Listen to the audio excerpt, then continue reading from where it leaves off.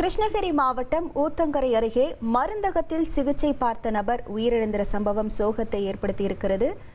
மருந்தகத்தில் ஊசி போட்டதால் பாபு என்பவர் உயிரிழந்ததாக உறவினர்கள் குற்றச்சாட்டை முன்வைத்திருக்கிறார்கள். முழு விவரங்களோடு இணைகிறார் நமது செய்தியாளர் சதீஷ் முருகன். வணக்கம் சதீஷ் முருகன். உறவினர்கள் வைக்கக்கூடிய குற்றச்சாட்டு என்னவாக இருக்கிறது?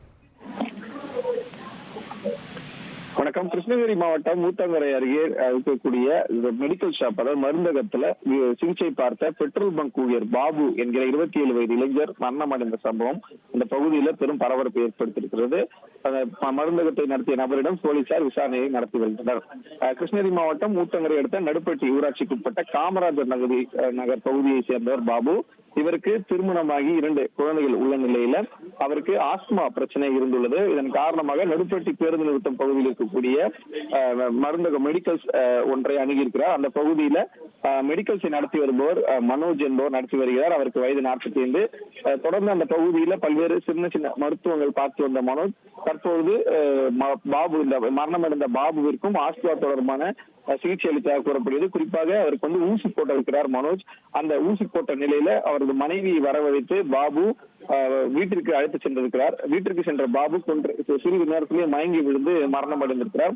உடனடியாக இது தொடர்பாக பாபுவின் உறவினர்கள் இந்த மரணத்திற்கு காரணம் மனோஜ் தவறான ஊசி போட்டதால் தான் அவர் மரணம் அடைந்தார் என்பது குறித்து அவர்கள் பிரச்சனை கிளப்பிய உடனே காவல்துறைக்கும் தகவல் தெரிவிக்கப்பட்டிருக்கிறது.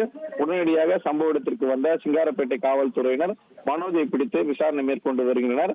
இந்த விசாரணையை பொறுத்தவரையில மரணம் அடைந்த பாபு இயற்கையாக மரணம் அடைந்தாரா அல்லது தவறான மருந்து எதுவும் செலுத்தப்பட்டதா இல்லது முறையான பயிற்சியின்றி மருந்தகம் நடத்தி வந்த மனோஜ் அளித்த தவறான மருந்து மற்றும் ஊசியால் இந்த இறப்பு நிகழ்ந்ததா என்பது குறித்து மருத்துவத்துறை விரிவாக விசாரணை மேற்கொள்ள இருக்கிறார்கள். முன்னதாக இது தொடர்பாக காவல்துறையினர் வழக்கு பதிவு செய்து மனோஜிடம் விசாரணை என்பது நடைபெற்று வருகிறது. உங்கள் விவரங்களுக்கு நன்றி சதீஷ் முருகன். இனி செல்லும் இடமெல்லாம் செய்தி. தந்தை டிவியின் வாட்ஸ்அப் சேனலை ஃபாலோ பண்ணினா செல்ல இருக்கும் இடமெல்லாம் செய்தி. இதோ QR கோட் இப்பவே ஸ்கேன் பண்ணுங்க, ஃபாலோ பண்ணுங்க.